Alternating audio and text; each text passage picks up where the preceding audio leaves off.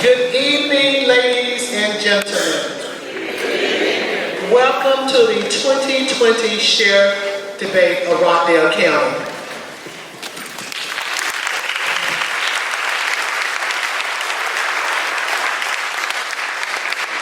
There's a few housekeeping rules. Please silence your cell phones. The ladies' restroom is to my left and the men's restroom is to my right. We would like to thank you all for taking the time to come out to this 2020 awesome sheriff debate, because we knew that you all could have been someplace else, but we thank you all for coming out. And at this time we will start with our Pledge of Allegiance. Will you please stand?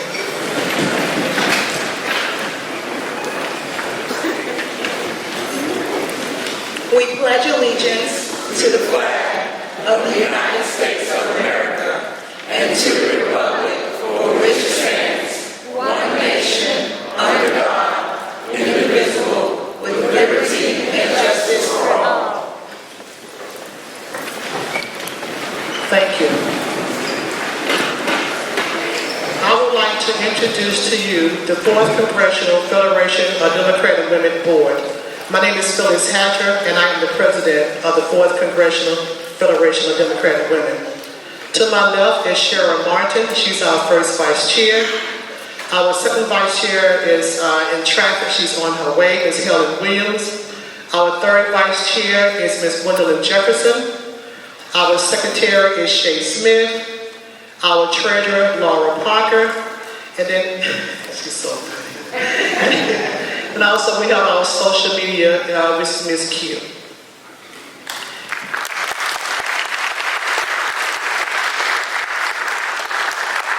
At this time, we recognize all elected officials. Will you please stand?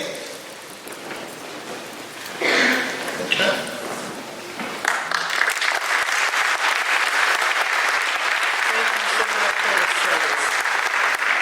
And I'm sure that we have some candidates in the House. Of course, we have our panel of candidates for sheriff, and then are there any other candidates that's running for office for 2020?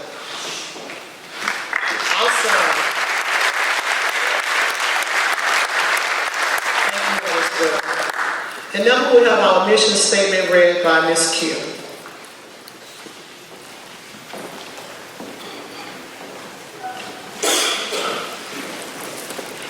Good evening.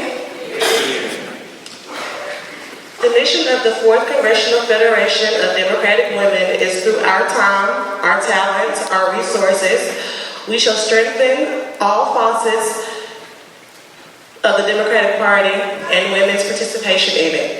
Promote the election of Democratic candidates at all levels of government.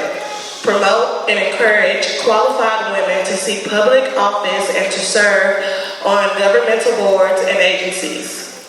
To promote voting as a critical part of honoring our freedoms granted within our United States Constitution and the Georgia Constitution. And to seek robust elections that are issue-based and free from any fraud. To raise the visibility and public awareness of the Democratic Party in the state of Georgia. For those counties with established Democratic women charters, they shall serve as a support group for their efforts and efforts of the Georgia Federation of Democratic Women. To forge a better quality of life for all citizens through a world-class public education system, affordable and quality health care, housing, and improved standards of living for all Georgians. Thank you, Ms. Kim. We have a few announcements that we would like to make before we start with the debate, because we know that when the debate is over, your attention span leaves us quickly. So we have a couple of announcements that we would like to make. Ms. Laura Parker. Good evening, and I'm going to make this brief. We are hosting the Blue Derby on May 2nd, and if you want to know what the Blue Derby is, it's pretty much an assimilation of the Kentucky Derby, and we're selling tickets. It's going to be at Hostley Mill Park, and it's going to be an evening of dinner, dancing, and beverages. So, if you haven't been to us. So if you are interested, please see one of us. And then it's also on our website. Shay was going to give you more information on that. But here are our tickets here. So if you're interested tonight in purchasing, see one of us at the end. Thank you. Hi, I want to thank everyone for coming out. And again, I'm Shay Smith, I'm the secretary. If you have not been added to our mailing list, you can see me and I'll add you tonight electronically. You can also go on our website at 4cfdw.org, and you can also add yourself to our email list there as well. I'd like to tell you about our next upcoming event. Our meetings are every second Tuesday of the month. Our next meeting is going to be April 14th, and we're going to have our patron, Hank Johnson, U.S. Congressman. If you need any information as far as applications, we do have applications available tonight. It's a $54 application fee that will take you through the year, and it is paid annually. If you have any questions and if you need to register to vote, you can also see me. We can do it electronically, and we also have the mail-in voter registrations as well. Thank you. Thank you, Ms. Shay. Okay, and now you all may be seated. Thank you. Well, let's give a hand for the board.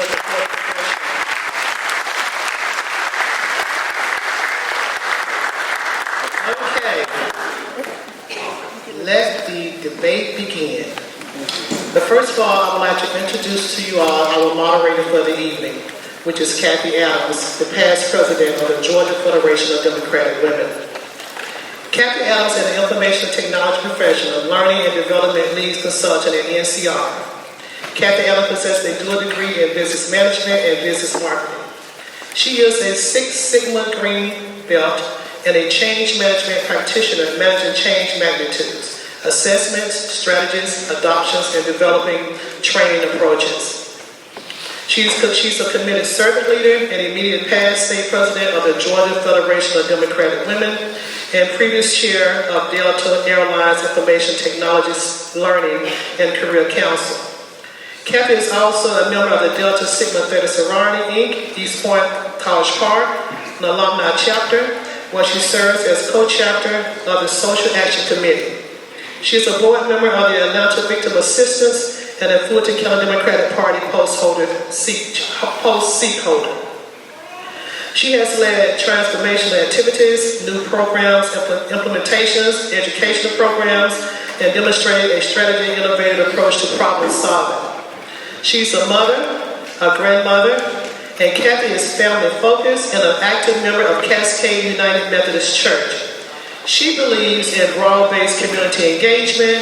She's passionate about helping others and believes the legislative process is critical to ensuring that Georgia citizens experiences growth and positive change. I present to you Kathy Adams, the past president of the Georgia Federation of Democratic Women.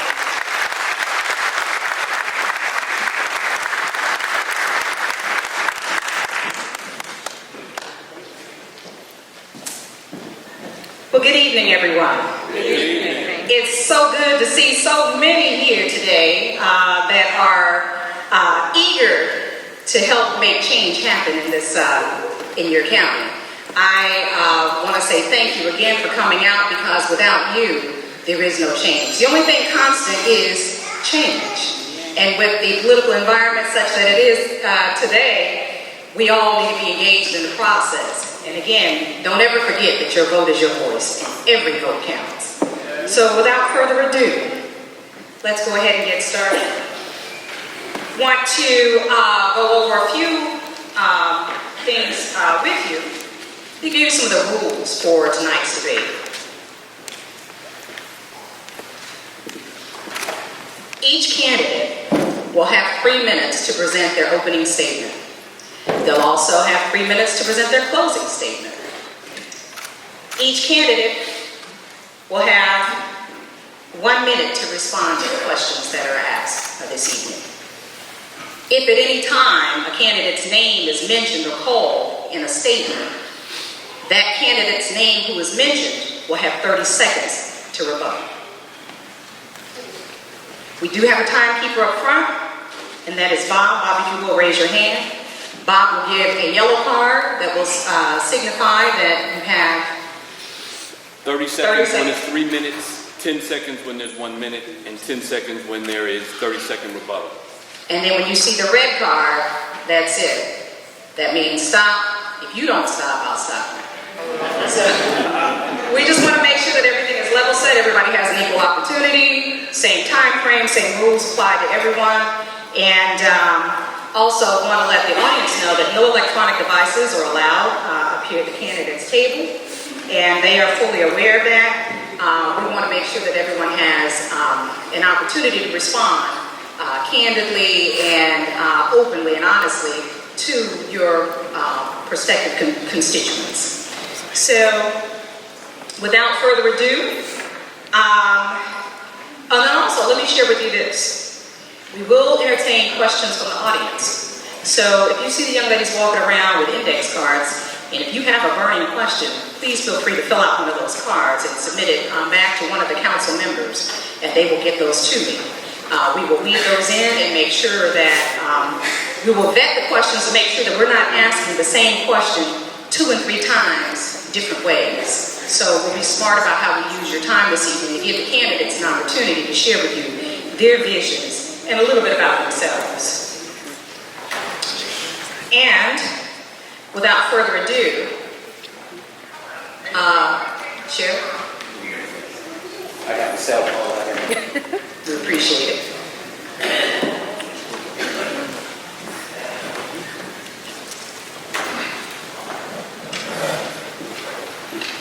Nothing better than honesty, so we appreciate that. Amen. Say that.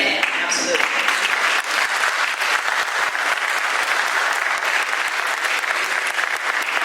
So they assured you that they have no wire devices, no tablets, earpieces, and mics and things like that. So I would first like to give our incumbent, Sheriff Eric Levitt, an opportunity to go ahead and open with his 3-minute opening statement, please.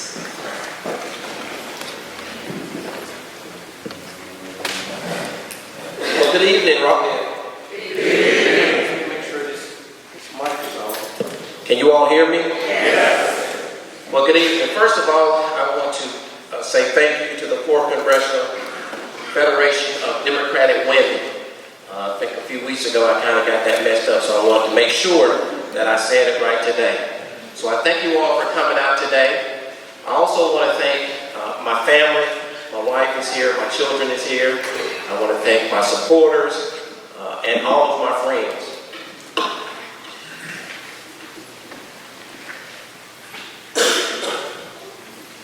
Actually, I lost my place here. So normally I would go off the cuff, but because of the time, we only have 3 minutes, I'm going to kind of read to you what I have done over the last 8 years. If you don't know who I am Eric Levitt, and I am the Sheriff of Rockdale County, and I am proudly running for my re-election. I want to thank the Georgia Federation of Democratic Women again for hosting this debate. I would also like to give a very special thank you to the veterans. Do we have any veterans in the house? If you would, please raise your hand. Thank you so much for your sacrifice and your dedication that you have provided our country. Because without you, I know I would not be in this position today. So thank you so much for that. 8 years ago, the citizens of Rockdale County elected me as sheriff. During my tenure as sheriff, I promised to bring safety, accountability, and professionalism to our community and to our agency. I promised that, and I've delivered it. It has not been without its challenges, but with any and all enforcement agencies, there will be challenges. But more importantly, we have our successes. Due to the limited time I'm only going to name just a few of those successes. From 2013 to the present as sheriff, our agency has reduced crime for over 30%. Let me explain that to you all. 30% in 8 years. That means our crime has not risen over 8 years, despite the increase in our population. Our office has secured $1.4 million in grants. I've saved over $1 million in our budget. I've improved deputy scheduling, which means that we have changed our scheduling to 12-hour shifts, which gives an opportunity for all of our deputies to have We have established a special investigative unit dedicated to addressing and fighting the gang presence in our community. That is also known as the SIU unit. To add to our list of successes, we must include the opportunities we get to engage with our community, whether it's during graduation ceremonies or the numerous events and programs that we host for our citizens. Some of these programs and events include like our walking and talking. Sheriff, thank you. Thank you.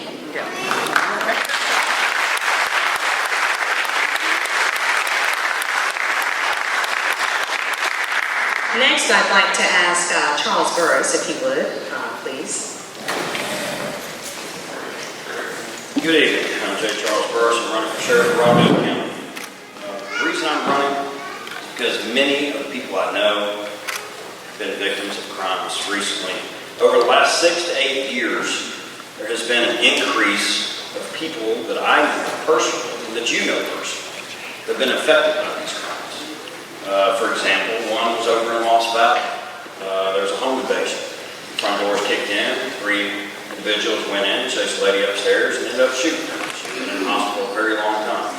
I know people personally in this county that have been affected by the increase in crime, and I know everybody in here has the same situation. They know somebody that's been affected. It used to be we can go to the store or let our kids play in the front yard and we wouldn't have to worry about it. You know they're going to be safe here in Rockdale County. And that's just not the way it is anymore. I know that the stats that are being told are that crime's being reduced. We'll go into that later, but if crime was being reduced, you wouldn't feel the need to have 5 sheriff candidates running for the race. It's a vote of non-confidence. And that's why we're here. We need to change. We need to change. We need to secure our county. We need to make everybody feel safe where our kids can play in the yards and not worry about being abducted. I've been in Rockdale County since 1982. I was an Eagle Scout. I ran the Olympics torch right here in front of Main Street.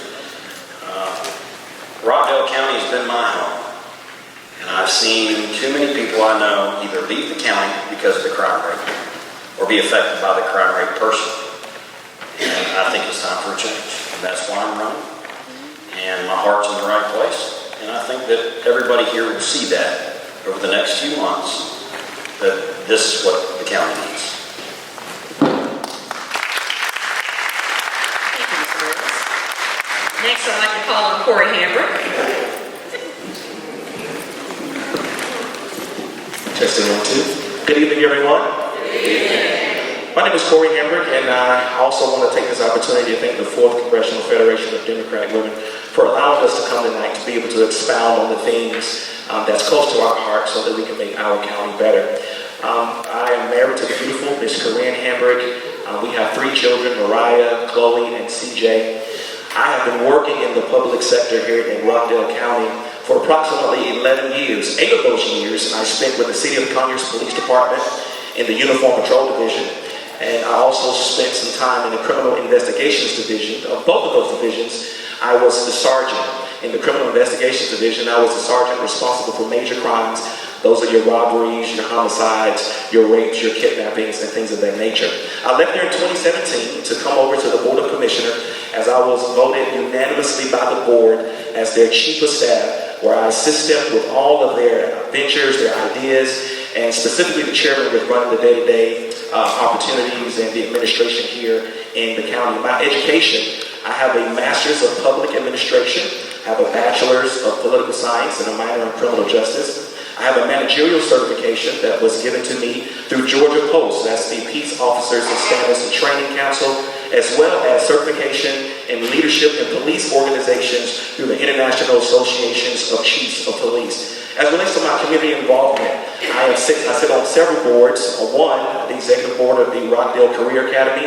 I also sit on the executive board of Sword Heights. And we also started a foundation, my wife and I, the Hambrick Foundation, where we've done several things. We have done job fairs, not only job fairs, but we have a program in the summer where we mentor young men for 6 weeks. And for the last couple of years, we have been successful in awarding thousands of dollars of scholarships to young men and women to aid them in their education. And so we're very excited about that. In 2015, the president, he engaged a task force entitled the 21st Century Task Force on Policing. And in that task force, there were 6 pillars. The first pillar was building trust and legitimacy. The second, police and policy and oversight.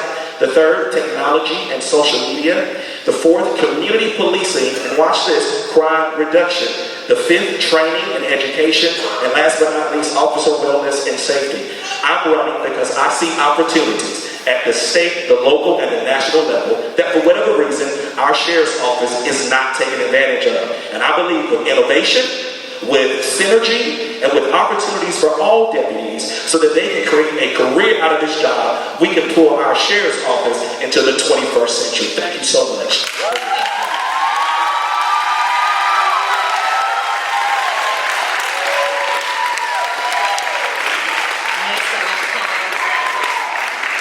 Next, I'd like to call on Moses Purdue. Good evening. My name is Moses Candu Purdue. I've been a citizen of Rockdale for 16 years. There are 2 types of people. There are the people that sit around and complain about things, and that's the people that come out and make a difference. I appreciate all of you all coming out tonight because you're a difference maker. If you could give me a moment, I want to talk about myself, tell you a little something about myself. At the tender young age of 17, from the housing projects of the city of Atlanta in Fulton County, I went into the military. It made a man of me. After the military, I joined the Atlanta Police Department in 1986. My first bout with community-oriented policing was walking a foot beat in downtown Atlanta for 6 months. When I moved into the patrol unit, I answered 911 calls for service. I quickly was recognized and I joined the Drug Task Force, Red Dog, which meant run every drug deal out of Georgia. I was a team leader. After about 3.5 years, I made sergeant. I was reassigned to the Housing Authority unit where I got my second bout of community-oriented policing. I dealt with the people that were from the community on a different level. After being in that unit for several months, I was reassigned to the Red Dog unit because we had a young, aggressive team of officers that needed leadership. I was there for 4 years and then reassigned to the Atlanta SWAT unit. If you know anything about SWAT are the officers that go get the other officers when they're in trouble. I got promoted to the rank of lieutenant, was then assigned to the Auto Theft and Auto Theft Task Force. We went out and we hunted people that stole cars and flipped things. I then was reassigned to the Atlanta Police Academy, where I trained civilians into becoming lean, mean safety machines for the street of Atlanta officers. I was quickly announced to be the academy director, which was vetted by police officer standards of training in the state of Georgia. I was there for an additional 3 years. Then I went to the background and recruitment unit. I was the first commander in common history in the city of Atlanta to hire over 200 officers in 1 year. After that, I was assigned and promoted to major. I went to Southwest Atlanta, which was the worst crime in the city of Atlanta. I reduced crime for 3 years, and after retiring from the city of Atlanta, I walked right across the street and became the assistant chief of Atlanta Public Schools. I was there for 2 years. Now I'm the chief of Spelman College. I policed on 3 different levels.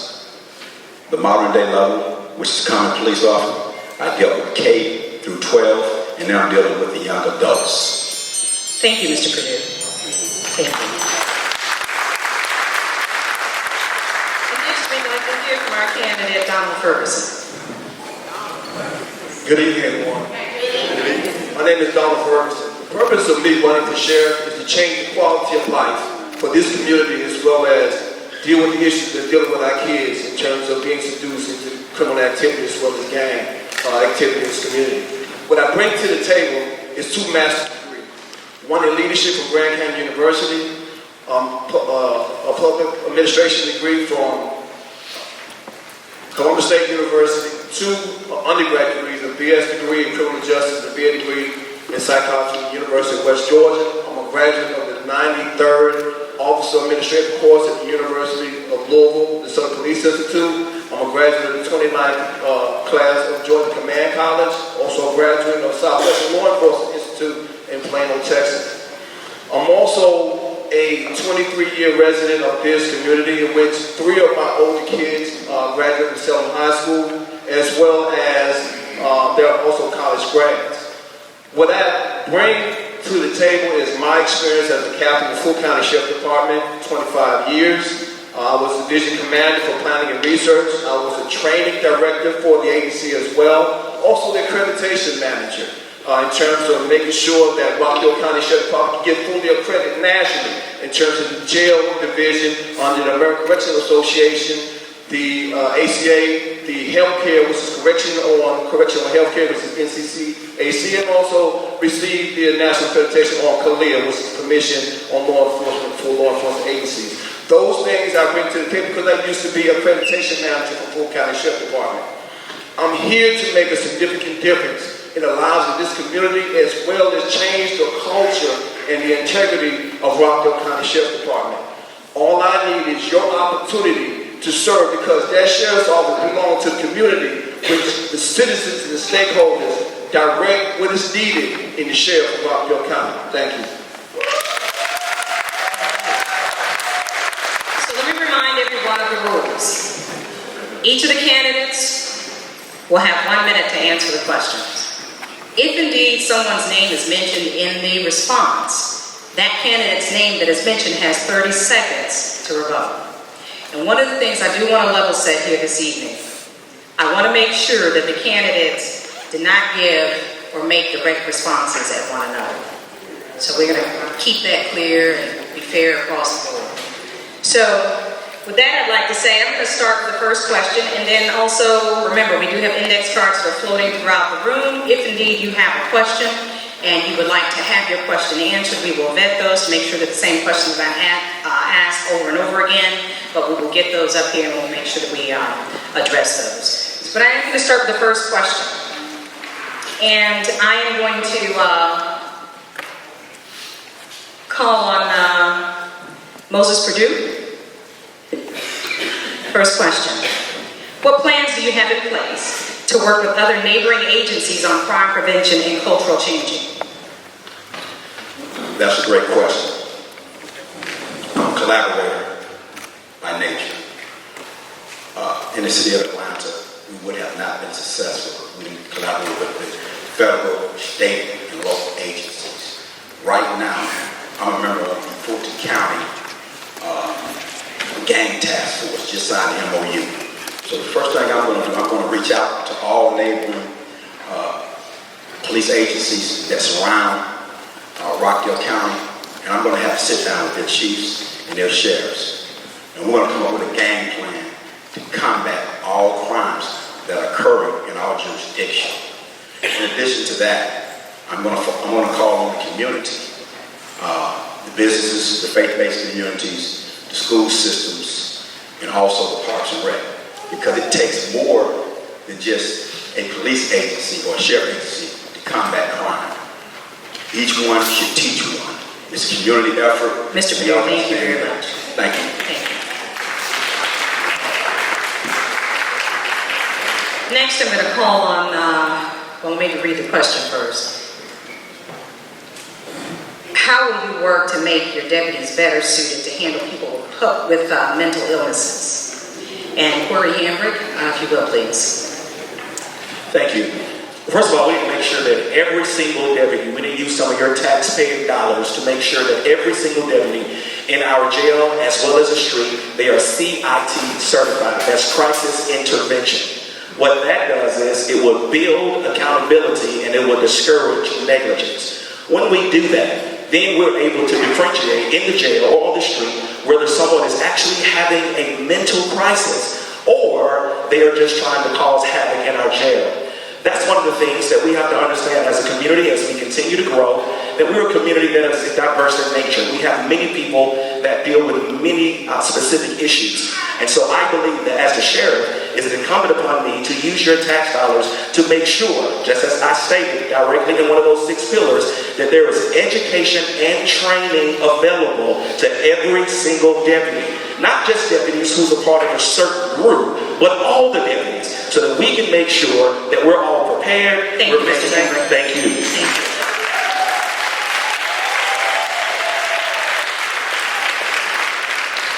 The next question. What experiences do you have in handling budgets, Mr. Burris? As a sergeant at Social Circle Police Department and Fire Department, I was over the budget for their building and grounds maintenance, over their vehicle maintenance, for both fire and police apparatuses. So basically, any of the vehicles for fire department, any repairs that need to be made, I made sure those were taken care of and had the budget and allocate the proper amount of funds to repair those, as well as on police cars. The annual budget wasn't that large. It was only $176,000 for the automobiles and for the fire trucks. But then for the building budget, we had an additional $25,000 to $30,000 for that. As far as that goes, during my time as a sergeant there in Social Circle, when I handled that budget, we got more accomplished with those funds than they have ever gotten done in the past. I had multiple people come to me and let me know, hey, we've been looking for new tires for this fire truck for 10, 12 years. You've been in it 6 months and we got it. How did Thank you, Mr. Burris. The next question. What are your strengths and weaknesses? Sheriff Levin.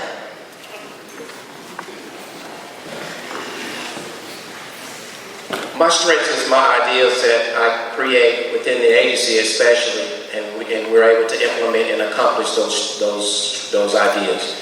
My weaknesses is being too kind. So that's the answer to those 2 questions. But I want to go and address a couple of questions that you mentioned earlier. As far as the sheriff's office, it is mandatory that every last one of our deputies who are on the street go to CIT training. As a matter of fact, we have several of our deputies that is CIT trained, and we have several of our deputies within the jail that is CIT trained. So the citizens' tax dollars is at work because they're trained in crisis intervention. Also, we are partnershiping with our current commissioner, Dr. Doreen Williams, with the Stepping Up initiative to address mental health, and we have also a mental health program within our jail. So we're working diligently within inside of our jail and with our deputies to address the mental health crisis.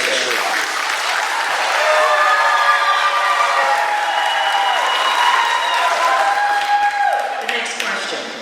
How will you recruit and maintain qualified deputies? Mr. Ferguson. That's a great question. How you maintain great personnel, it starts at the top. Your leader within the organization has to set the standard, and it's through your policies, procedures, and the way you conduct business. Basically, no nonsense, but you follow policies, procedures. But the main thing is that you set that tone in terms of making yourself accountable to the organization. First and foremost, I use the word justification, accountability, and productivity. You have to go in and you have to give those particular individuals input in the organization where you have synergy and a holistic mechanism in place where those individuals that work under you have a buy-in. You have a nice pay scale that gives incentive plans for the organization, as well as a career development program that they look forward in the future in terms of promotions, in terms of increasing pay. When you have Thank you very much, Mr. Ferguson. Thank you. Next question. What do you see as the greatest need of the Sheriff Department now, and what would you do to fix it? Mr. Perdue. Thanks for that question. The number one thing that the Sheriff Department is lacking is leadership. Leaders build leaders. Managers screw it up every time. I'm a builder of leaders. You got to go first with training first. Any successful organization has to start with training. Now, I don't know, do you teach leadership to the upper management, but you teach leadership throughout the organization. That's how you be successful. Also, you get involved with community-based programs. It takes a whole village to be successful in anything in life, but we must start at the top in leadership, build leaderships, and leadership is the thing that makes a difference. Thank you. Next question. What are your plans for gang control, Mr. Burris?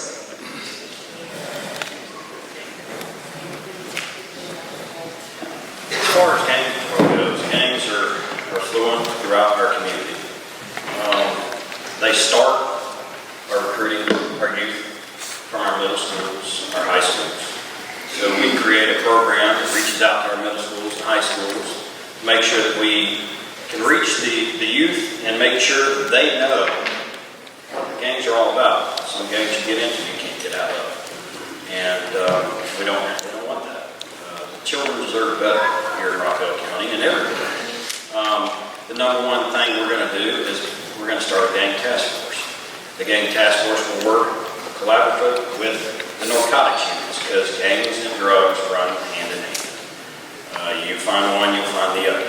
And they need to be active. They need to reach out to the outside communities, to other agencies. We need to network with Newton County, Henry County, Walton County, DeKalb County to make sure that we start a database between the counties. Thank you very much, Mr. Burris.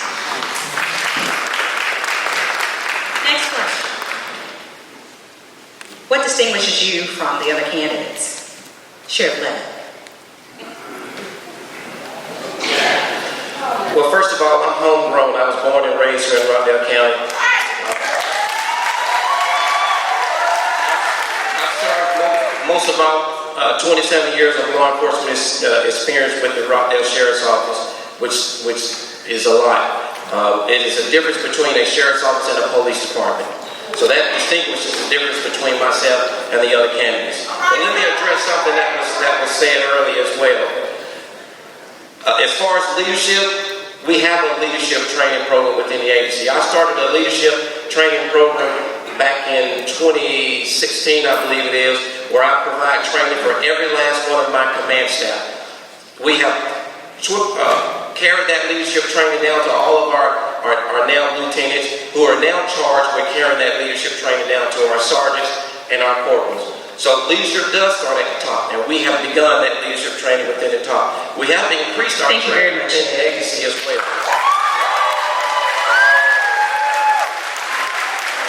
Next question. Why do you want to be sheriff, and why do you feel you're the best candidate to be sheriff? Mr. Hamburg. Thank you. First of all, I appreciate the sheriff saying that several are CIT certified, but I said all, which means 75% want to be 100%. The reason why I feel as if I am the best candidate and what sets me aside is because not only do I have the task force experience and the tactical experience as it relates to commanding uniformed officers, but I also feel as if I have the executive level experience that is needed because the sheriff's office is just not a law enforcement agency responsible for necessarily just patrolling the county and things of that nature. The sheriff himself also has to be an executive, one who understands policy management. It's not just policing, but it's also managing a multi-million-dollar operation. And I think that you have to be able to have that experience. I have that experience as the budget here in our county comprehensively is $75 million, for which I am responsible for making sure that according to what the Board of Commissioners say, that those funds are allocated in the best way.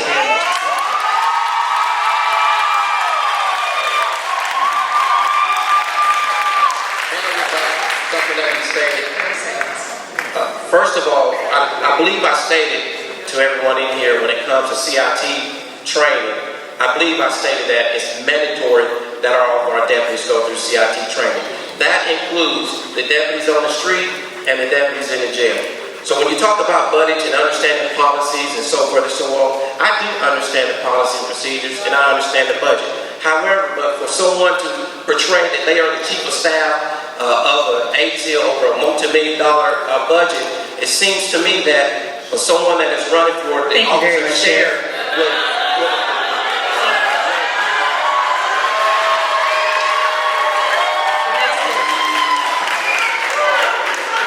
I of our temperament a little bit. We need to tone this down a little bit to give everybody a fair opportunity to listen, to hear the comments, and be fair. Next question. What do you think are the most important skills of being a good sheriff? And Mr. Ferguson. The important skill of being a good sheriff is being able to listen first. You have to be able to listen to your particular staff. Because if you don't have that listening ear, then you cannot understand what's going on within your agency.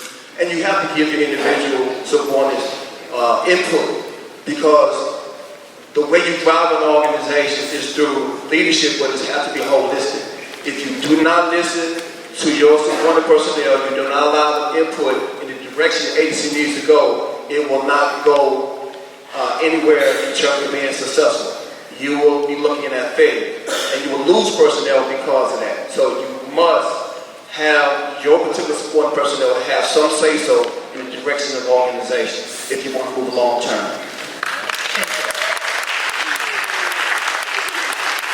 Next question. What experiences do you have in handling budgets, Mr. Purdue? That's a great question. I have experience in 3 different levels.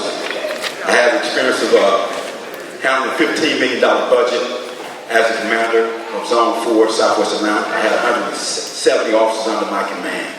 That budget included vehicles, equipment, and also the maintenance of the building, the precinct itself.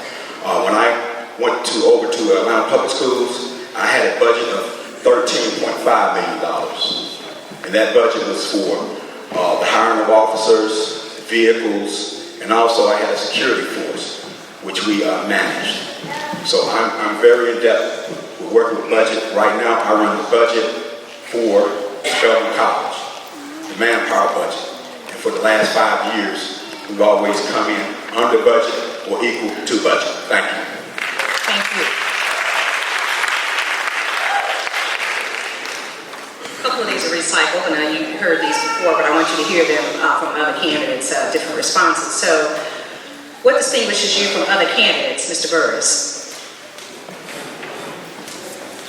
Well, I think what distinguishes me from other candidates is the heart, the honesty, the fact that I am not here for self-gain, self-interest, for a position, a title, to have my picture in the paper, to be in front of a camera.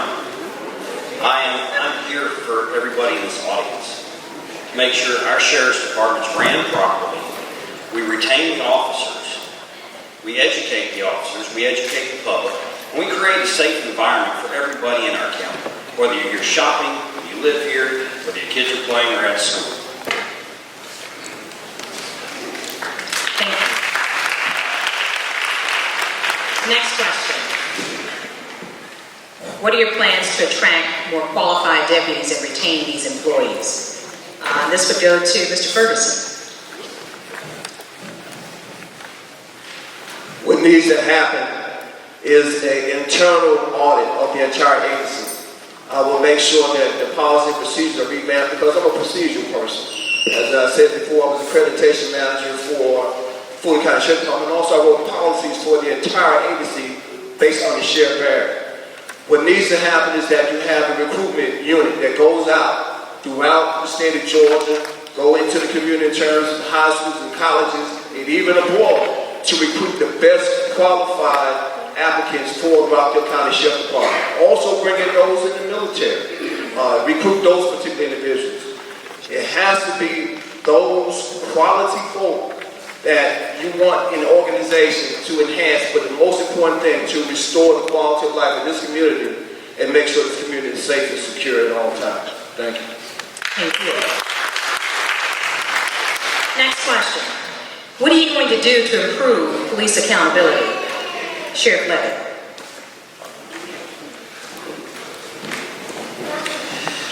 Well, I believe we have done a great job in improving police accountability.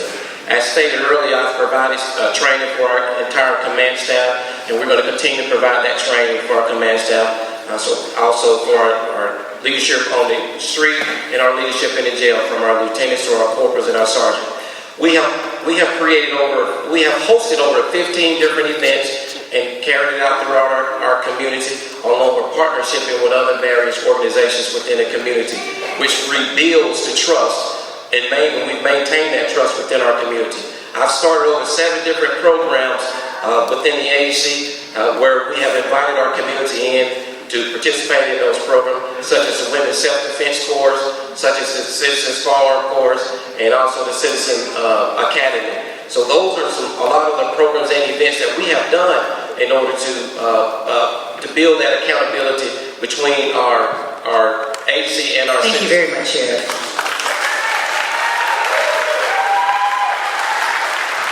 Next question. We know you want to be tough on crime, but what are you going to do to ensure that people who enter the system don't re-enter the system and become productive citizens in the society? Mr. Hambrick. Thank you. I'm a firm believer that anybody going somewhere is coming from somewhere. And so with that being understood, we have to not only be excited about jailing them, but we also have to create programs whereby they have an opportunity to win their lives back.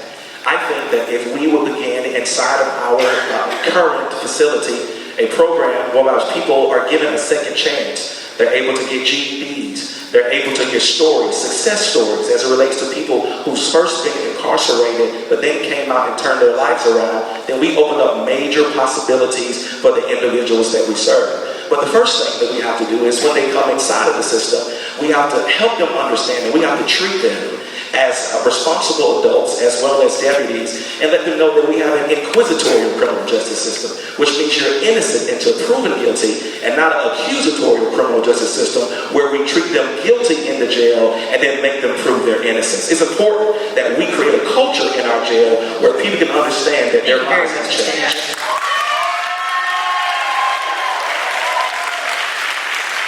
Next question. What measures or improvements would you make to courthouse security? That would be Mr. Burris.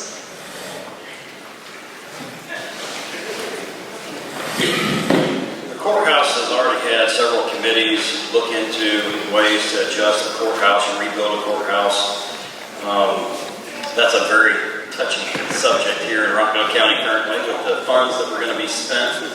I would go ahead and we would form a plan to get with the county commissioners and make sure that we approach this properly.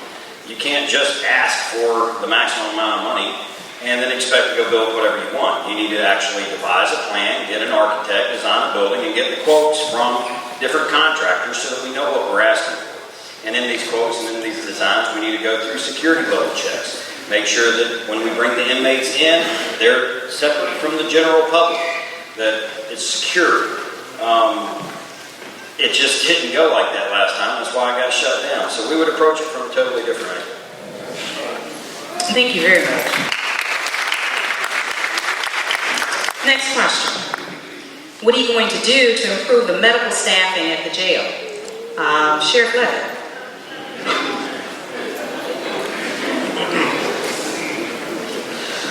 Our current medical staffing, as most of you may or may not know, we have a bid every 4 years, and actually our bid is actually coming up this year to be due. There is a bidding process that takes place, and we review those companies, those medical companies that submit a bid to see which company is the best company, and we conduct reference checks with different jails, from the National Sheriff Association to the Georgia Sheriff Association, to determine which medical facility is the best fit for our jail. We are accredited by the Medical Association with the current medical company that we have in our jail now. We have monthly meetings with our director of this region to determine that we have the best qualified individuals within our medical facility now.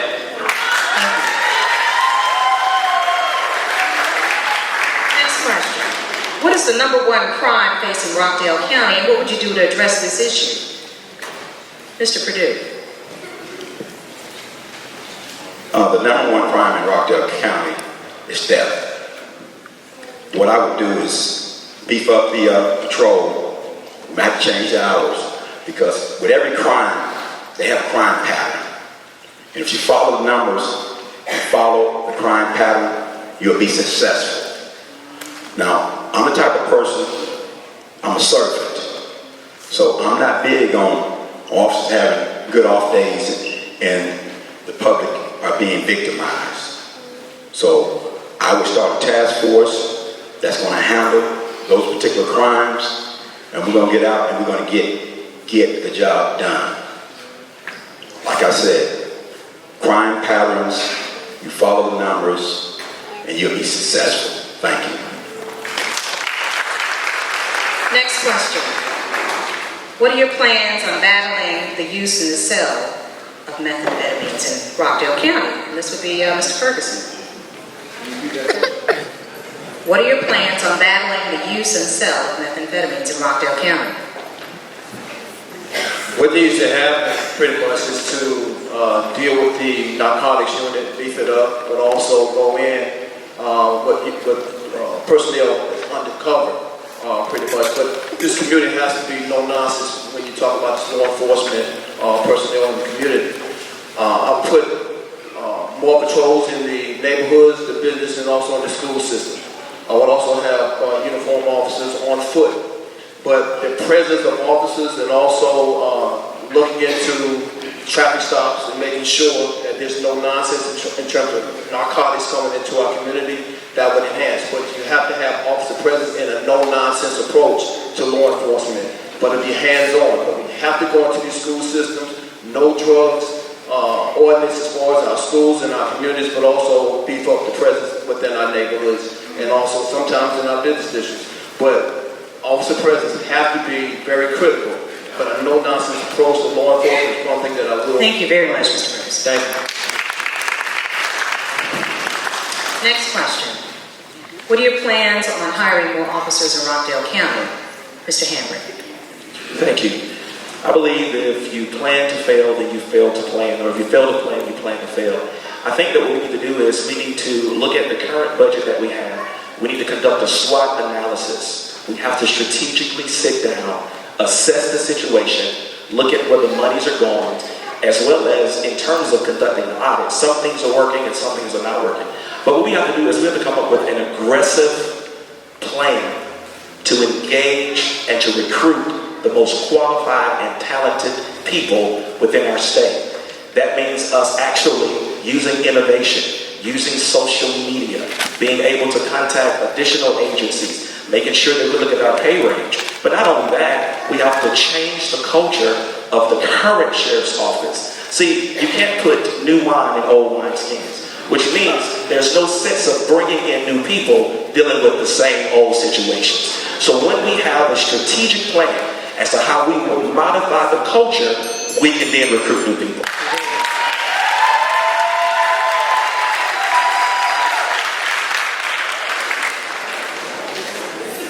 Next question.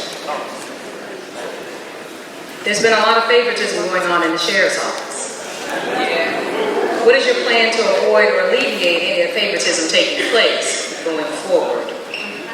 Mr. Burris. Finally, an easy one. Look, first of all, nepotism policy has been rewritten to allow friends and family to come in wherever they want and do whatever they want. That's got to go.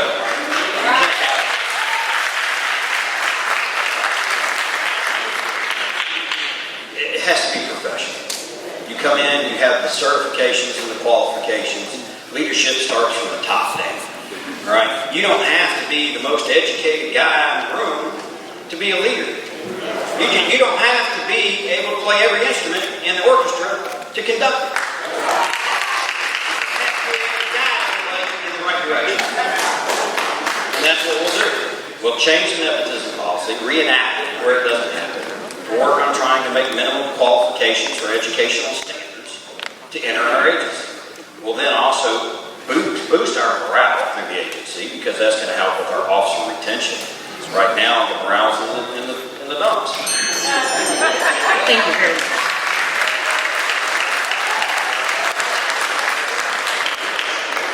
Next question. What are your plans for implementing a mentoring program for ages 8 to 14 for convicted persons and to keep them from re-entering the county system? Mr. Perdue. Great question. One thing about me, I'm already a mentor. I coach football, Little League football, and I also coach a track team, ages 5 to 14. Most of our kids are at-risk kids. A lot of them need leadership and they need guidance. When you have kids that are out, all the way up to a certain age, they want to be taught things. They want to be guided in the right direction. So that's what we need to do in Rockdale County. We need to wrap our arms around our youth and get in the trenches with them so they can be productive citizens and go on about their lives and bring some productivity back to the county of Rockdale.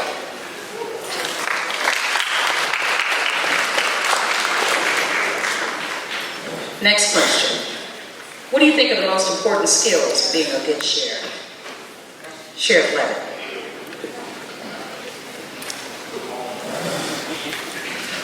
Well, let me say, I happen to agree with something that Mr. Burris said. You don't have to have a lot of education in order to run an organization. You just got to have that good common sense. And a lot of us are very stuck on good common sense. I am a high school graduate and I have some college. I've worked for this agency, as I told you, for about 27 years. I believe that I am experienced based upon the experience that I've received under several sheriffs and working for this agency. Having the knowledge of a sheriff's office, you can get that best experience by working for a sheriff's office. There's a difference between a sheriff's office and a police department, I like to tell people, and there's a difference in some sheriff's offices and other sheriff's offices, such as Fulton County and DeKalb County Sheriff's Office. We are a full-service sheriff's office, which means we respond to calls for service. And you have to know the difference in those sheriff's offices. Next question.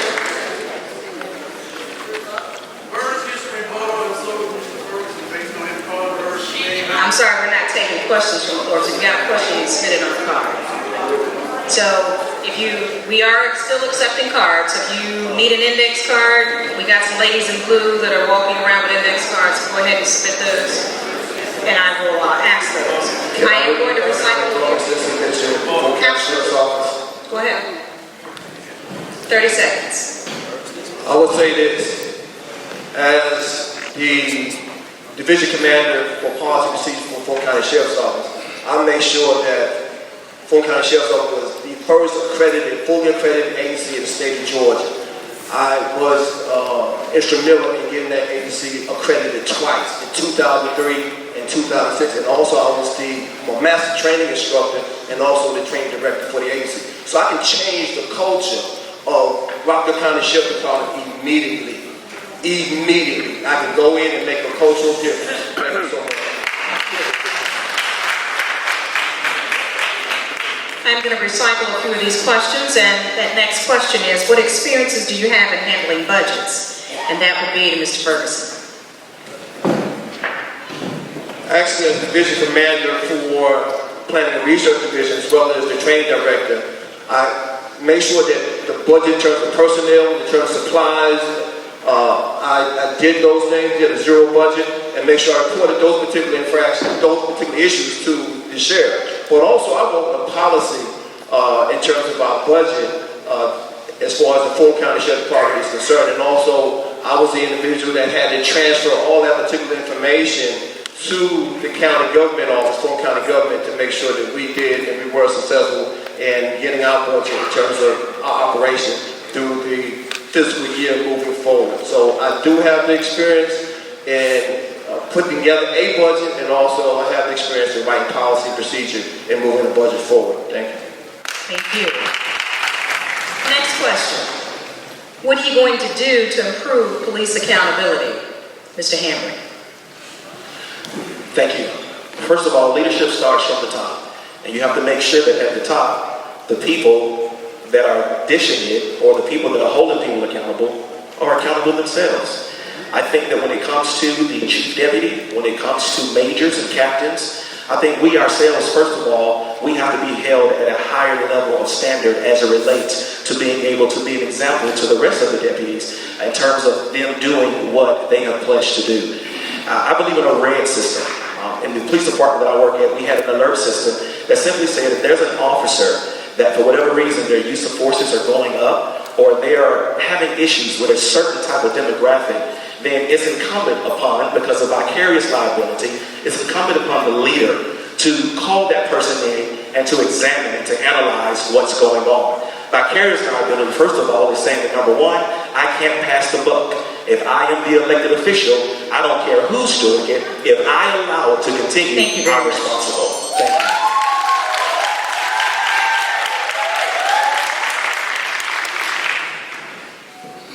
Next question. What plans do you have in place to work with neighboring agencies on crime prevention and cultural training? Mr. Burns. Well, we can have all the plans we want, but until we know who's winning the elections, nothing's going to happen. We don't know who's going to win the elections for the neighboring counties either, so finding out whether they're going to be willing to work with us or not will be a challenge, especially with our current reputation. Most people probably don't want to touch us right now. But if there's a change of pace and new officials are elected, we have an opportunity to mend those relationships and to cultivate new ones. I will work diligently to try to get the surrounding counties to work task force with us, whether they be for narcotics or gangs or burglary units. All these crimes are something that we are desperately needing to stop. Thank you. Yes, 30 seconds. Let me make sure I make myself clear. When it comes to the crime in Rockdale County, we are 30% down on our crime.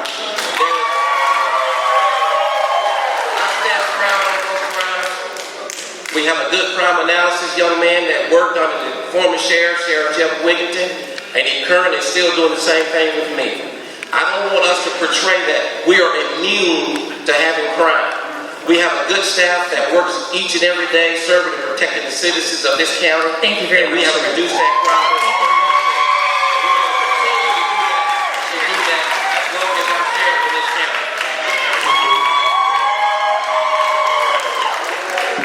Let's be fair, we have to adhere to the time guidelines. Everybody gets the same amount of time to respond to the question.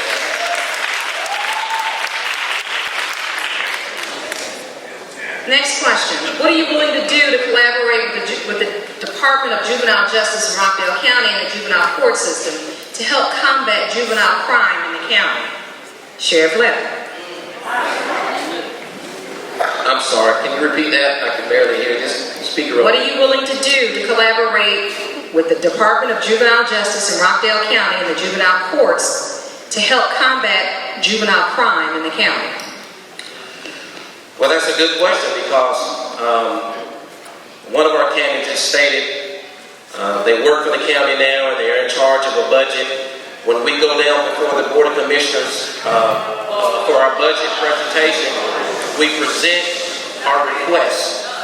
Well, during that presentation, I requested an extra investigator so that we can, a juvenile investigator as a matter of fact, so that we can work with our juvenile courts and the Department of Juvenile Justice so that we can combat whatever juvenile crimes that we have. So as we continue to move forward, I will continue to ask for the position for a juvenile investigator so that we can partnership with our Department of Juvenile Justice, again with our juvenile judge here in our county, and we work on those juvenile crimes along with our superintendent of our schools. Thank you. Thank you, Madam Moderator. First of all, I never said that I'm in charge of the budget. The Board of Commissioners, they set the budget. I am responsible for making sure that the budget that they set is carried out. Now, in terms of there being funds to hire an investigator, today there are 30 openings at the Sheriff's Office. And for the last 2 years, there's been approximately 40 vacancies on average at the sheriff's office. We should be able to ask the sheriff if he can allocate those funds so he can get that Thank you very it's much, available Mr. now.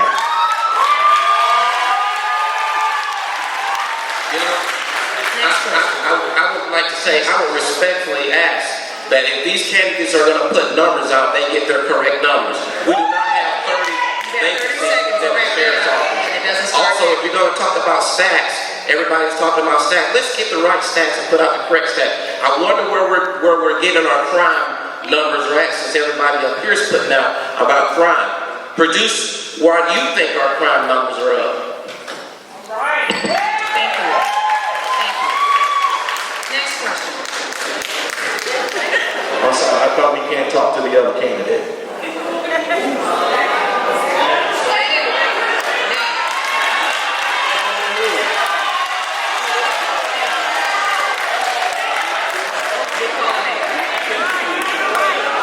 Next question. What efforts will you make to reduce recidivism? Mr. Hambrick. As I stated before, recidivism can be a problem. You have to basically take it, and we have to have a concept by which we do something unique, we do something creative. Right now, there are multiple organizations, even in our county right now, that are forming to make sure that we don't have a recidivism problem.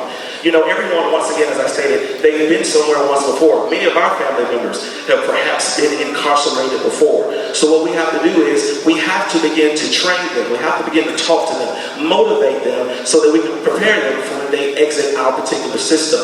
And that, once again, is done through study. It's done through research. Taking an individual, being able to analyze what is it that you're dealing with that caused you to continue to come through our doors over and over again. Once we have that plan, and we can nail it down and strategize, then we can begin to speak directly to the culture as it relates to what that person is specifically dealing with.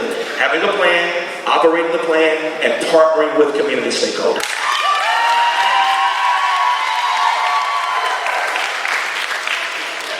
Next question. Specifically, what programs will you incorporate within the jail to support inmate education? Mr. Perdue. Basically, I would reach out to the Board of Education and see what type of programs they have, because they are the subject matter experts when it comes to education. I'm going to reach out to the community for funding. We're going to get down to the basics of what these individual inmates need. When they come into the jail, I would have them to take a survey and see what their interests are and try to help them achieve those interests, because you just can't throw any type of program at them if they're not interested. First, you got to get the people interested and then give them what they need. And we got to stop treating our inmates like they're not citizens of this county. Because when a person goes to jail, we got to feed them, house them, clothe them, and give them medical attention. Thank you. Next question. Rockdale County currently has a drug court program, which is incorporated through the Sheriff's Office.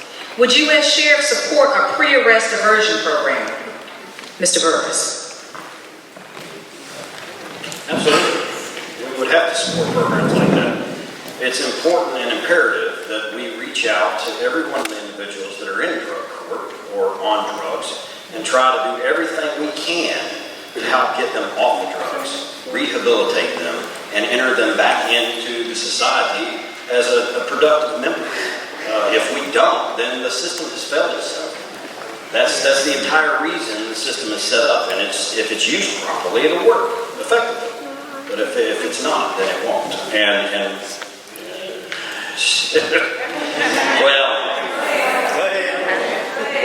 without having to call in another 30 seconds to this, there's just a lot we can do that we're not doing.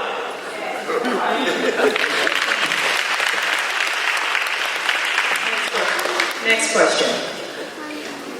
There's been a lot of favoritism going on in the Sheriff's Office. What are your plans to avoid or alleviate favoritism taking place? I know it's a recycled question, but bear with me. We didn't hear from all the candidates. We didn't hear all the responses. So with that said, Mr. Ferguson.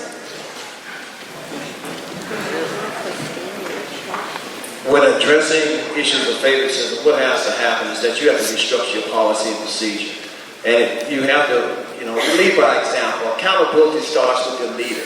You have to be accountable within yourself first before you can be accountable for others. But if you're enforcing your policy procedures of the organization and you have a no-nonsense and you have individuals working for you that are there to serve the community, are there to make sure that the citizens and stakeholders of this community are safe and secure and it's a better quality of life, especially for our kids, that no nonsense will not occur in that agency. You have to have also excellent training.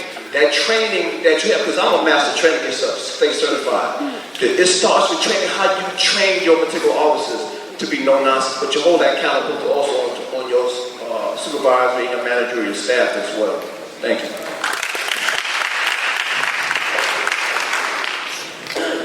What measures or improvements would you make to courthouse security? Mr. Hambrick. Thank you. Well, currently, there is a study that the Sheriff's Office, along with the BOC, has done for the courthouse. First of all, what we need to do is get with the judges, get with all of the elected officials, which we have done, and we need to assess, first of all, their needs. The people who are in the courthouse, who work in the courthouse every single day, not only them, but the people who come for jury duty, our citizens, have to be protected. So the first thing that we would do is literally come around the table and communicate. Find out what are the needs of the elected officials, the judges, those individuals that work there, and then we empower a non-biased particular task force that says, hey, what are your ideas as it relates to the courthouse? And then we would actually go somewhere where someone has actually done this before so that we could be able to mirror what they have done. It's no time to continue to waste money just popping off our heads trying to figure out what we need to do. If the wheel has already been created, we don't need to create it again. We need to study more. Next question. What is the number one crime facing Rockdale County, and what are your plans to address this issue? Sheriff Levin.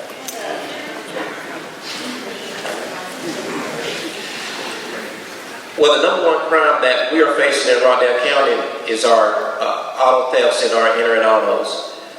As stated earlier, I created an SIU unit, which is our Special Investigative Unit, which is a team of a three-man unit. We also have comp staff every 2 weeks where the command staff come together along with our lieutenants that are on the street to the command staff meeting. Our crime analysis lieutenant looks at the crime that we've had within the county, and he brings those crime statistics to that room, and we talk about why that crime happened, what are we doing about it, where it happened, the time of day it happened, and what resources are we going to allocate in those areas. And that's how we have become so successful in reducing the crime in Rockdale County and combating those type of crimes in our county.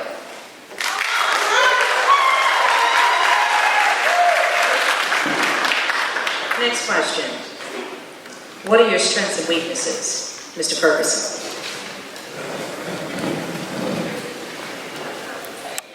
My weakness is that I'm being accused of not smiling, or not being approachable. My strengths, I'm a procedural person. I know how to write policy procedure. I am a master training instructor, state certified. I also taught criminal justice at West Georgia Technical College. Taught criminal procedure, criminal justice, criminology. But most and foremost, I'm a hands-on person. I'm a no-nonsense person. I'm one that can change the culture. I'm also accreditation manager. I can make sure that the culture of this community will change rapidly, and also the culture of Rockdale County Sheriff's Department, because I can physically go in and train personnel. I can train individuals to become trainers. I can change the policy and make sure that AC is fully accredited with ACA, American Correctional Association, the health care in terms of our inmates in our jail, and also get AC accredited under CALEA when we get grants for the organization. Thank you very much. Thank you. Next question. Why do you want to be sheriff, and why do you feel you're the best candidate for the sheriff's seat? Mr. Perdue. Thank you. Well, I want to be sheriff because I have over 33 years of law enforcement experience. I check all the boxes. I've policed at 3 different levels. I know crime, I know people. I have a can-do attitude. I'm willing to work with each and every one. I believe in task force. I believe in collaboration. I believe in doing things throughout the community. I want to get other agencies involved. I have friends from the federal, local, and state agencies that we can collaborate, get monies, start task forces, and get the crime down in Rockdale County and have accountability at all different phases. That's on leadership, on training, and also on the civilian staff, because everyone counts within a sheriff's office. Thank you. Next question. How will you work to make your deputies better suited to handle people with mental illnesses? Mr. Burks. Recently, the state's come out with several new mandated courses that officers are required to go through to help them with mental illnesses, help them dealing with people with mental illnesses. These mandates are the bare minimums that they require. I would go ahead and make sure that every one of our officers, instead of getting the minimum of 20 hours a year that's required, plus these mandated courses are part of that 20, that I'd like to see them get 60 hours a year. And everyone thinks, wow, that's a lot of hours. There's no way we'll be able to afford it in the budget. But our rescheduling and restructuring the agency and scheduling with the shifts, we'll be able to pull that off at no added cost to the public. And having a better educated, better trained officer out there, not on a supervision level, not on your leadership management level, on your line level where it counts, on the streets with the people that are dealing with this every day. That's where it counts. The rest, they need it too. But the first place you start is on the line level. Thank you very much. What are your plans for mentoring programs for youth or juveniles ages 8 to 14 convicted and persons re-entering the county system for getting them, let me start over. What are your plans for mentoring programs for children or youth ages 8 to 14 that have been convicted and for re-entering the county's programs? Sheriff Levitt. I'm clear on your first part of the question, but I'm not clear on the second part. This speaker over here is not working. What's the second part of that question? What are your plans for mentoring programs for youth ages 8 to 14 and convicted persons re-entering the county? And convicted persons that? Re-entering the county system. Okay, so that sounds like two different types of questions, so I'm going to address the first question. For the youth, there's a program that a lot of police departments have in place that is called PAL, Police Athletic League. I have charged my staff to start a program called SAM, Sheriff Activity League, which is similar to the PAL, where we're going to address those kids to 8 to 14, but it's actually going to go 8 to 18 years of age. We're going to go out here and work with our partnership with our school system, and we're going to work in the community with those parents who are having those problems with those kids, whether they're convicted or not. Now, when you talk about individuals that are convicted and go to jail, we have a program that is called the RSAT program. You've heard a lot about programs that we should have in jail that will reduce the recidivism program. Well, we already have that program in place, and I have the proof right here. It's called the RSAT program. Thank you very much, Sheriff.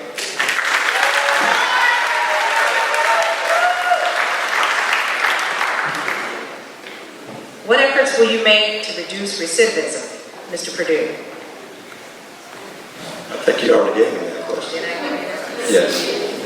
I didn't give you that one. I gave that one to Mr. Hamburg. Okay, well, I'm going to give it to you this time. Okay. It's your turn. Well, recidivism, that's an educational thing. We got to assist these people that are repeatedly getting incarcerated. We got to start some programs that's going to train them and get them ready to come back into the public so they can be productive citizens within our county. When you're a productive citizen, you bring monies and other things back to the county. But we got to find out first what are the problems that they're having. As I said before, when they enter the jail, we would give them a simple survey, find out what their interests are. We want to partner with the technical colleges, also the Board of Education, because they're the experts at that. And we're going to partnership with them and bring them into the jail so they can assist us on those efforts.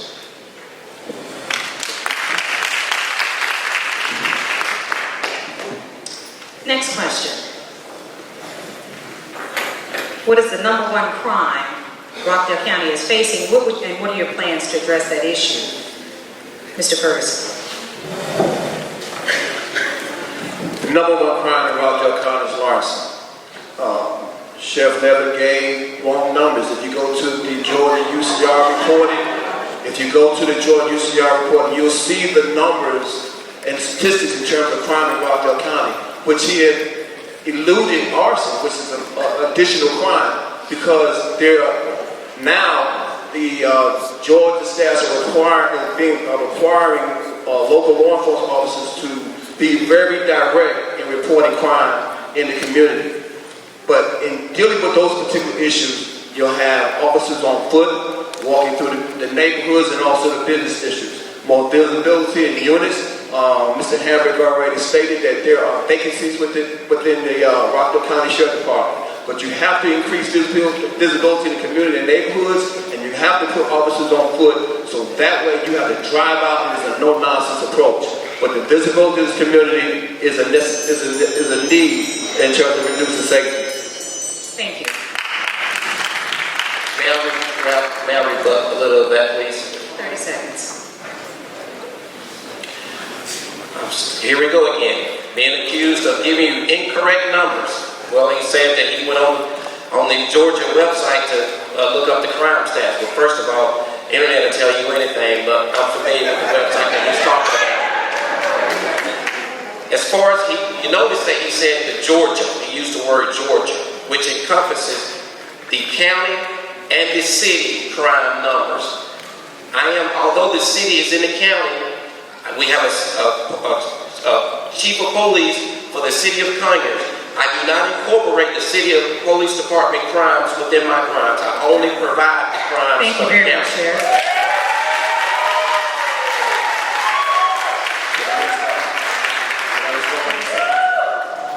You have to understand, even though you have municipalities in Rockdale County, the Sheriff Department is the chief law enforcement officer in this community. That means that even though you have Conyers Police Department here, you have double coverage in this community. Ultimately, Rockdale County Sheriff Department is responsible for the safety and security of each and every citizen and stakeholder in this community.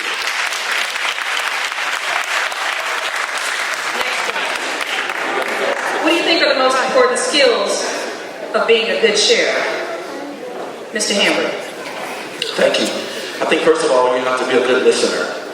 I think first of all, you have to understand that although you are the sheriff and you are the person responsible at the executive level, you have to be a person who's willing to entertain additional people. One of my plans is to have a sheriff's advisory board where quarterly I meet with individuals, HOA presidents, HOA members, and different business members of our community so that I can hear what they have to say. Understanding that everyone won't always agree. One of the quotes that I am familiar with and I love all the time is that you cannot necessarily be a fan of Cheers because you'll die by the boos. I realize that I have to have an open heart, an open mind to be able to invite the community in to hear what they have to say. So listening, not just to the community, but also listening to the people in which I am charged to lead. Thank you so much. So listening would be the number one thing that I would say.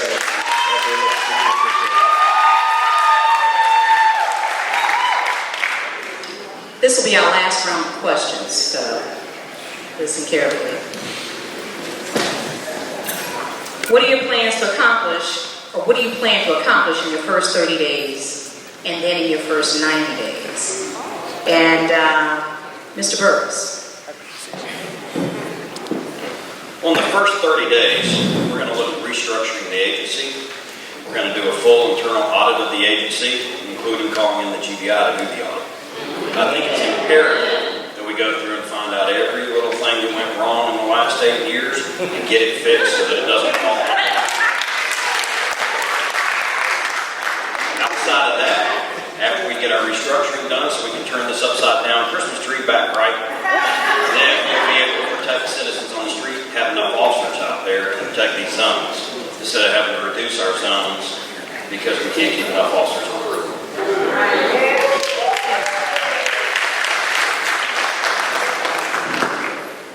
It's year 2020.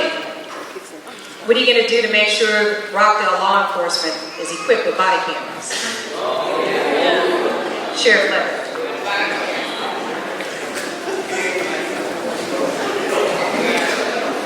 I'm going to make this a quick and simple response.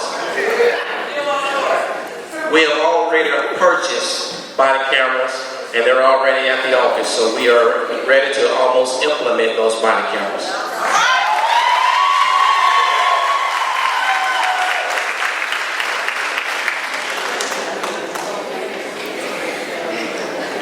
Next question. Can you give an example of a time you encountered an unethical situation in law enforcement and how you did and what you did to handle it? Mr. Ferguson.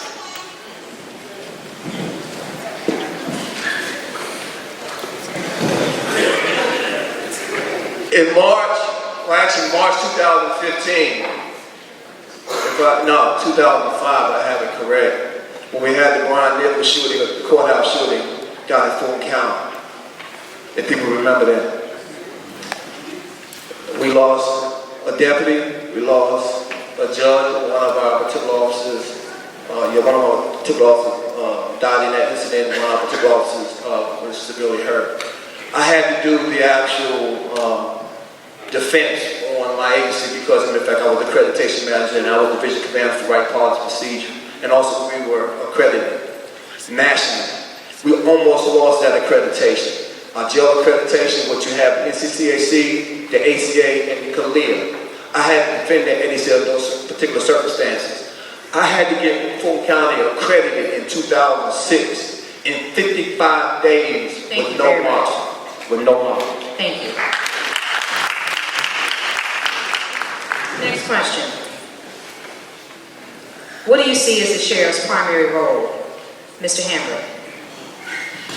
The primary role of the sheriff is to be able to execute leadership at the highest levels of the sheriff's office, to not only keep the people of Rockdale County comprehensively safe, but to run a sheriff's office, an agency whereby it is balanced, where there's a plan, where there's a vision, where there's a mission, but ultimately be a leader, not just to the people in the community, but also be a leader to the deputies. We spoke a lot tonight as relates to favoritism in the sheriff's office. I can appreciate that the body cameras have been purchased, but if we paid attention to it, the trend for body cameras began in 2014 in Ferguson, Missouri, when Michael Brown was shot. 6 years later, I'm glad that they're purchased, but they should be on the bodies of the deputies. We have got to stop operating with a blockbuster mentality in a Netflix world.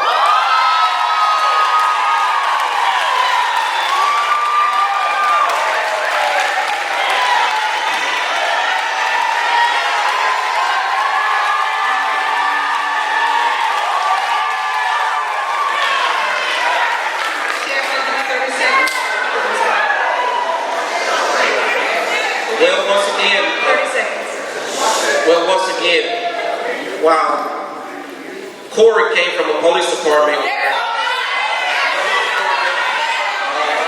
budget is ran by the police chief. Excuse me, let's allow him to I speak. oversee a budget where you have to go before a board of commission to have things approved. And back then in 2014, as he stated, I did request for those body cameras back in 2014. And so, although you're right, and we did receive some body cameras where we purchased those through the discretionary funds, where it was stated through some talks that we wasted taxpayer money by purchasing those body cameras. The reason that those body cameras was not deployed is because there was a couple of case laws that was being Sheriff, thank you. And we cannot take those body cameras. Thank you very much. I appreciate the sheriff being honest and saying that those body cameras was purchased, but the reason why they were sitting down is because leadership says you do your due diligence on the front half. In other words, before you purchase the body camera, make sure you have the technology as it relates to the capacity for storage.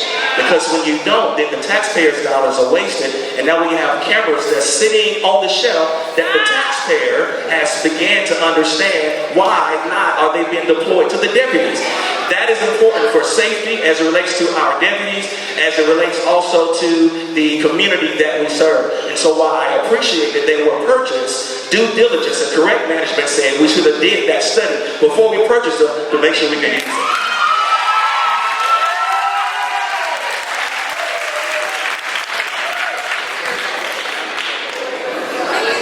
Next question.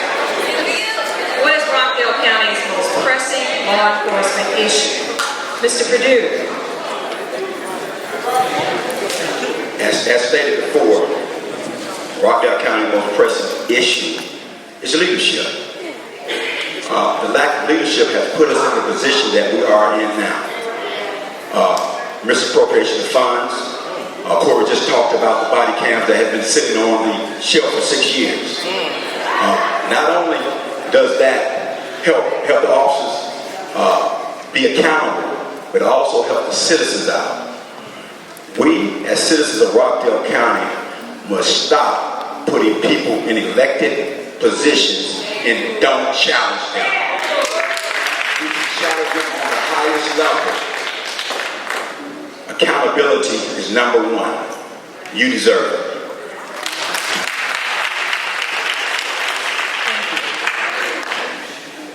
And now, you've all heard from the candidates. Each of them has had 9 questions. I tried to mix that up. I asked you what you wanted to hear from them, the questions and the responses that you wanted to hear.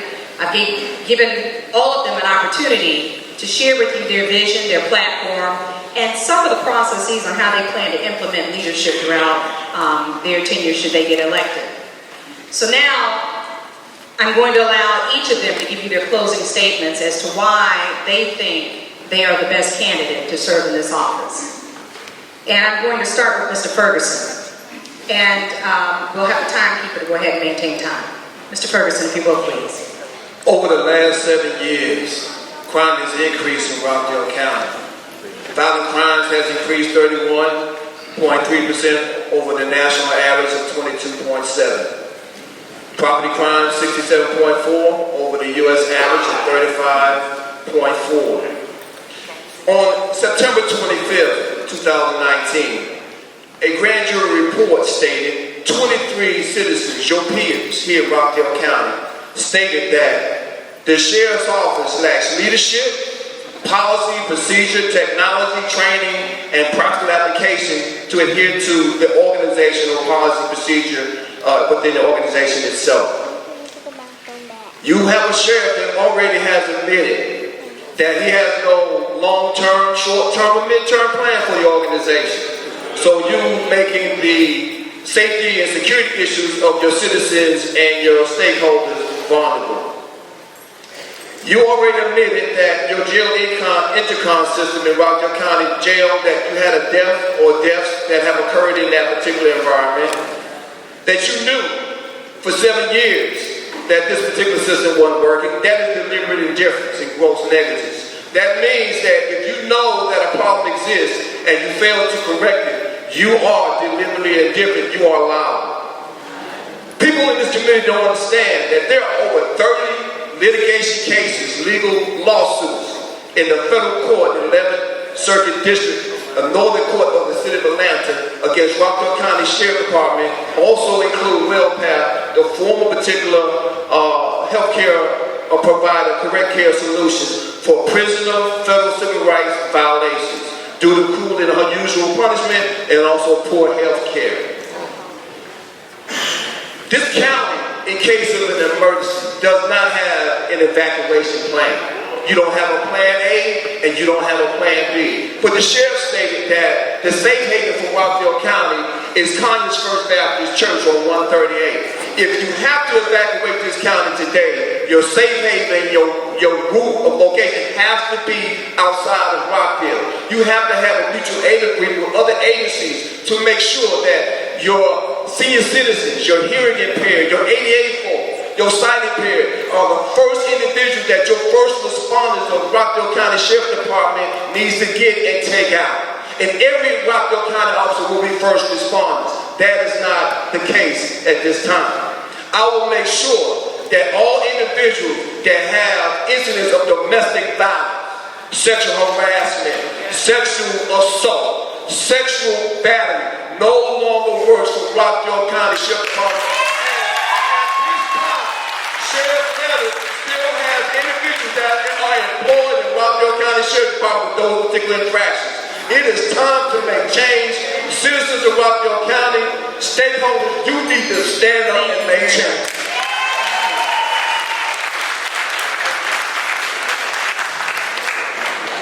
Next, I'd like to give 3-minute closing remarks and offer that to Mr. Hambrick. Thank you. Citizens of Rockdale County, this is a decision that you have to make. You have to decide who are you going to entrust with $21,500,000 and who's going to allocate those funds in such a way where you, the taxpayer, receive the maximum return on your investment.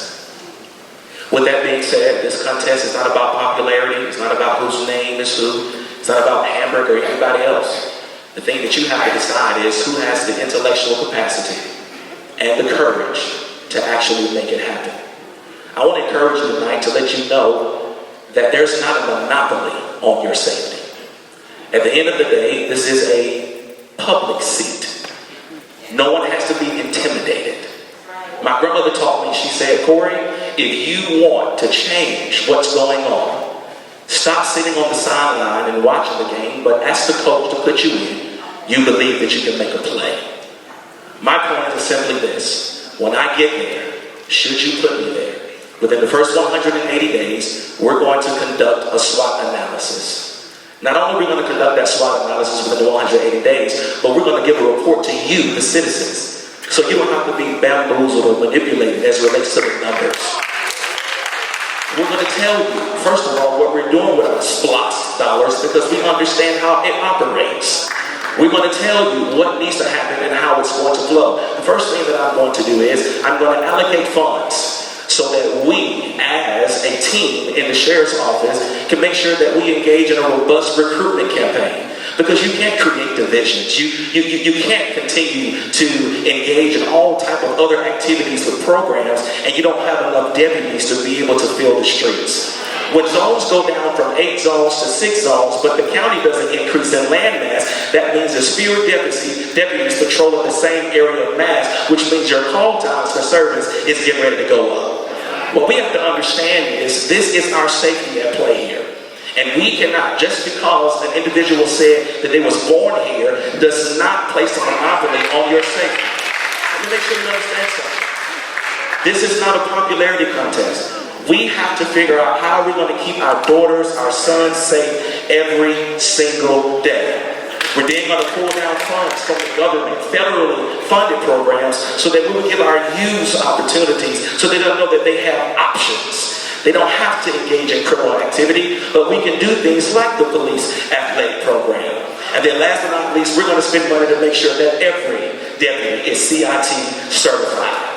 Now, the reason why this is important is because we need to bring our sheriff's office into the 21st century. Excuses are tools of the incompetent.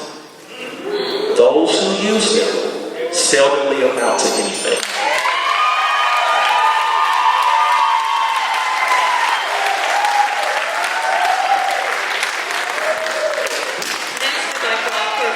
Closing to Mr. Burris. Every one of these guys, you're over, has had excellent ideas and would make a change. And I would love your vote. But at the end of the day, it doesn't matter to me whether you vote for Mr. Perdue, or Fergus, or Mr. Hamburg, or myself. As long as you make that change, that change is what matters.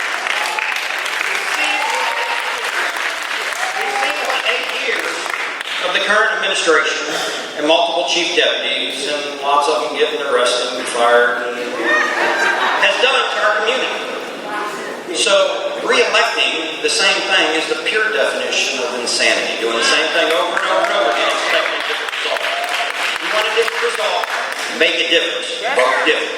Okay? With that said, I want you to know the kind of sheriff I intend on being. I'm not going to sit back behind my 60-inch flat screen TV at my desk and watch these guys work. I'm going to get out there. I'm going to get in touch with the guys on the road.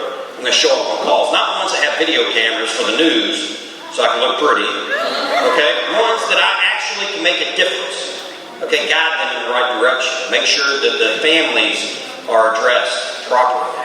Okay? If there was a situation at my jail and they decided to protest, God forbid that ever happened, and I would do my best to make sure it doesn't. But the last thing I would do is put up a front of officers to say, hey, we're going to show a use of force because we're intimidated, even though we made a mistake. No, you need to be a man, go out there and let them know, look, we made a mistake. We made a mistake and we're sorry. We're going to work on getting it corrected, whatever that takes. And is there anything I can do to help make this better? Any way I can ease your pain or suffering? Because that's what we're here for. We're here for each and every person here in the community. Every single one of us are public servants of one kind or another. And that's what we're here for, is to serve the public. And I know we've got a lot of the city Congress guys here, and hey, I commend y'all. Y'all are doing a great job. Without you, I don't know where the county would be right now. I know that the deputies are doing a great job. But they're handcuffed a lot of times where they can't do what they need to do. For fear of replication, of termination, or harassment. All right? So we got to make a difference. Make a difference and vote. Thank you.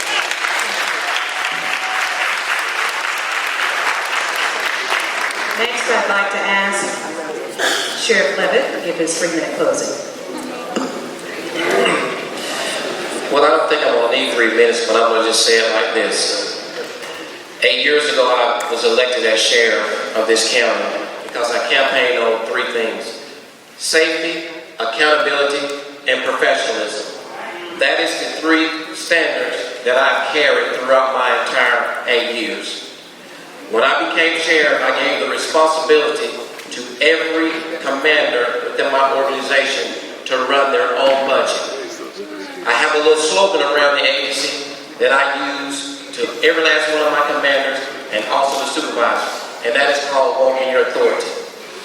I have arrested over 7 deputies. Let's talk about accountability. Those deputies was arrested because they were violating the law, or they were violating the rights of inmates or individuals. If anybody step up here on this stage that holds themselves accountable, that is myself, because I am sheriff. And I am ultimately responsible as to what goes on inside that agency and out on the street. And I hold myself accountable and I hold deputies accountable. I stand firm on my record. I stand firm on the crime reduction that I have provided. We have some great men and women working for that agency that has helped reduce the crime in this county. We have booked in over 38,000 inmates in our jail, in and out of our jail. Those inmates, some of those inmates have came in with some of the worst illnesses that you can ever have. And we have a pretty good medical facility that provides the best care that we can possibly provide to those inmates in and out of that jail. Now, we have had some in-custody deaths.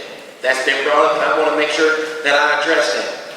2 of which did not die inside of that jail. 1 died inside that jail. Ladies and gentlemen, that's not something that I'm proud of. The administration prior to me also had deaths. You've heard around this Georgia that other agencies have those deaths. No matter who's sheriff, that is possibly to happen. And we are sensitive to that. You do have a choice. You made that choice 8 years ago, and I ask for your support in the next 4 years. Because again, we have made a difference in this county, and I do believe that this is one of the safest counties in Georgia. We work hand in hand with Walker County, with Newton County, with Henry County, and Gwinnett County, which are our counties that borders Rockdale County. And someone said that I don't have a plan. Well, ladies and gentlemen, I have a 3 to 5 year strategic plan that is sitting on my desk and I am reviewing that we are about to launch out. So I do have a plan going forward. So again, I ask for your support on May 19th.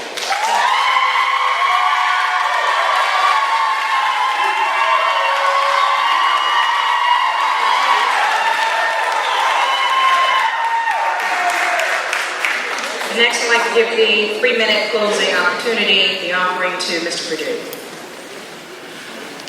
Well, I'd just like to thank all of you all for coming out tonight. If you have any veterans in the audience, any veterans in the audience, raise your hand. Thank you for your service. We have any law enforcement? If you law enforcement, raise your hand. Great, thanks.